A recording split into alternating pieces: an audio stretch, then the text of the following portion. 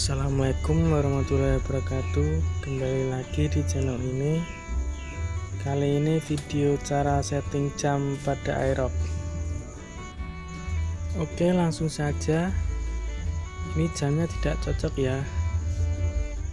Ini bensinnya mau habis, sorry.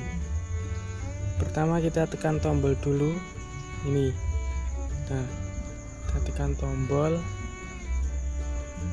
Tempatkan di ini, di kilo ada yang tulisannya kilometer di sini ya. Kemudian kita tekan lama. Nah, ketika tekan lama jam akan berkedip. Selanjutnya tinggal kita cocokkan jamnya. Ini kebetulan pukul 5 lebih 5. Nah, kita cari angka 5-nya.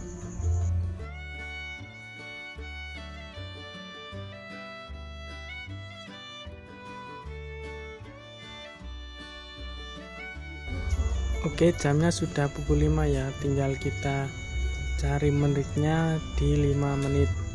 Caranya sama seperti tadi, tekan lama sampai menitnya berkedip seperti ini. Nah, kita cari angka 5. Nah, ini kalau sudah selesai, tinggal kita tekan tombol lama lagi. Nah, seperti ini sudah cocok ya. Coba kita matikan. Kita hidupkan lagi. Nah, ini sudah pukul 5 lebih 5. Oke, terima kasih, semoga bermanfaat. Wassalamualaikum warahmatullahi wabarakatuh.